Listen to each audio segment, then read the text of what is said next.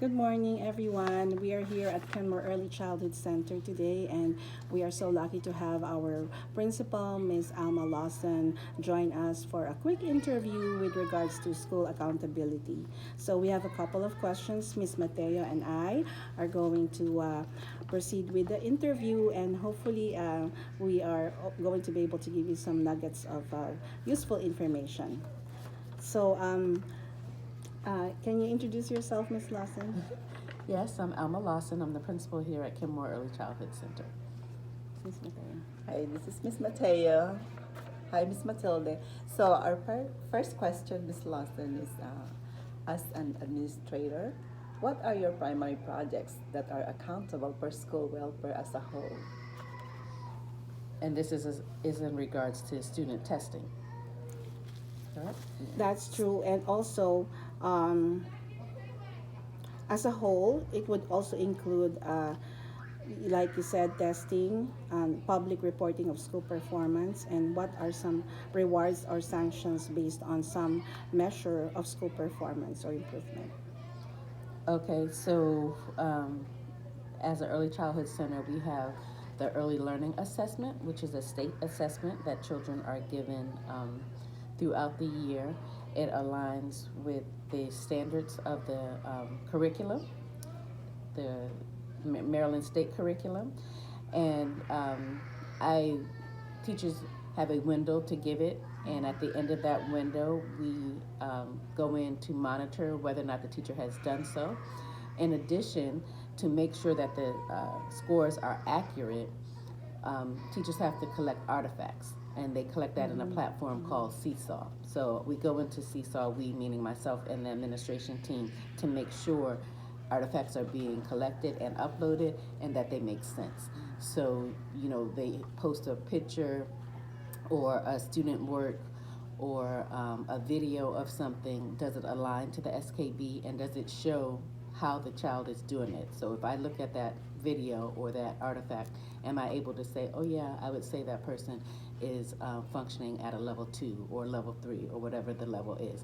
If a layperson or someone going in can't do that, then the artifact is not good, and the accuracy of the rating on the platform probably will not be good. So that's how we monitor, to make sure that we are really making sure the students are where the teachers say they are, and that we can move them forward in an accurate manner. Thank you. Thank you. And the next question is, what particular unique standards of accountability do you have that are effective in implementing your policies? So I think I just spoke about some of those, the monitoring of the data and the artifacts that go into effect. We also are accredited school for the state of Maryland as far as pre-K is concerned.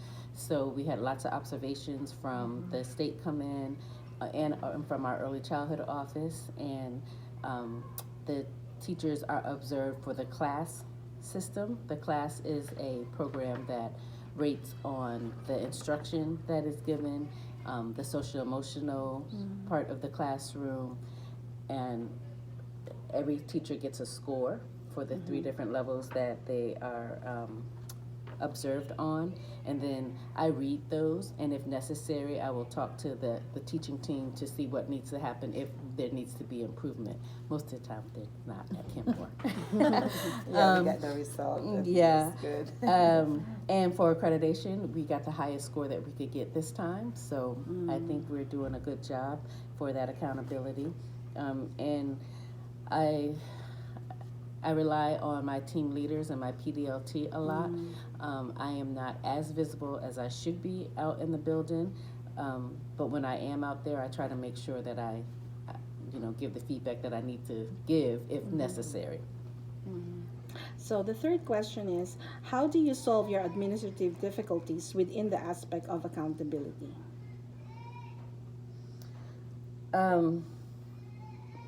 By giving guided feedback, by having consequences for if things aren't being done the way they should be done, if necessary, writing up and following the progressive discipline procedures that the county has for teachers who aren't following, protocol.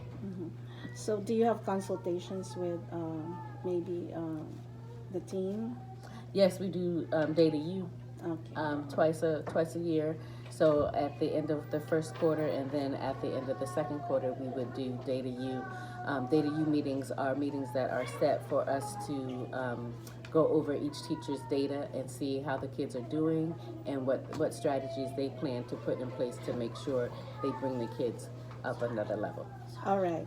So for our fourth question, and this is a question that you can answer in terms of self-reflection, under economic accountability in education pertains to how resources are used in school and how does proper management of these resources affect the functions of the school in terms of student performance. So in this regard, is economic accountability part of your system?